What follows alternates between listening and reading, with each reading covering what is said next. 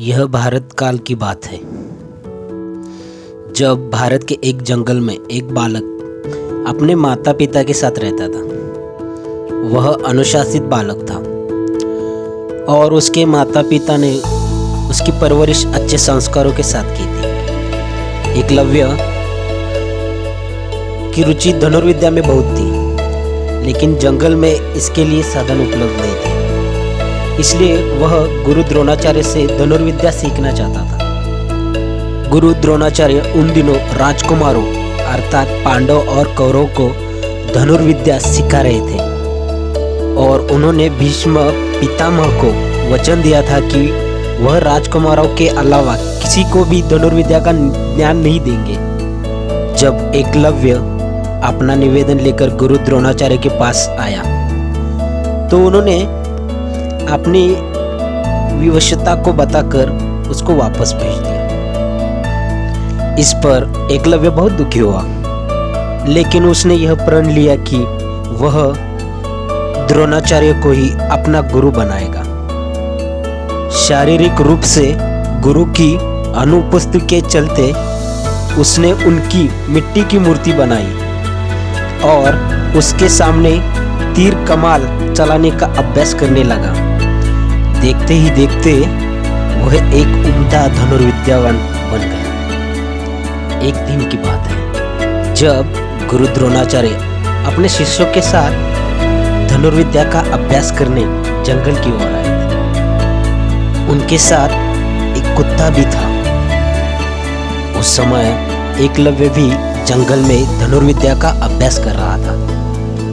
ऐसे में जंगल में कुत्ते को एक और से आवाज आई तो वो उस तरफ जाकर भौंकने लगा, जिससे एकलव्य की एकाग्रता भंग होने लगी। इस वजह से कुत्ते को चुप करवाने के लिए एकलव्य ने उसके मुंह में कुछ इस प्रकार के बाण चलाए कि उसका भौंकना भी बंद हो गया और उससे कोई चोट भी नहीं आई।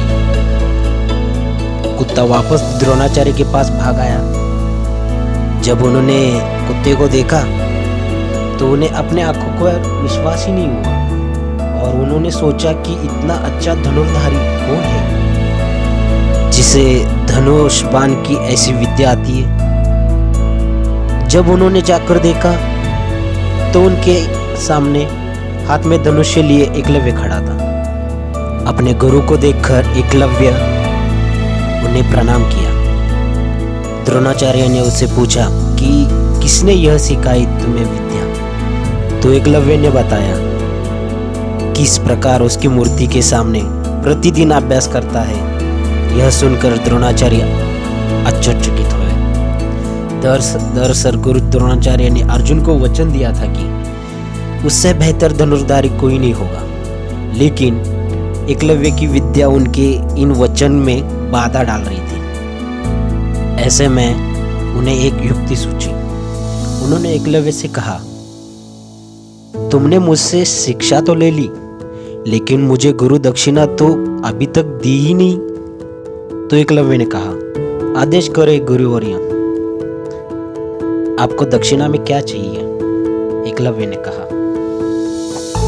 एकलव्य की बात का जवाब देते हुए द्रोणाचार्य ने कहा कि गुरु दक्षिणा में मुझे तुम्हारे दाहिने हाथ का अंगूठा चाहिए। यह सुनकर एकलव्य ने तुरंत अपनी कृपाण निकाली और अपना अंगूठा काटकर गुरु द्रोणाचार्य के चरणों में रख दिया। इस घटना की वजह से एकलव्य का नाम एक आदर्श शिष्य के रूप में आज भी याद किया जाता है।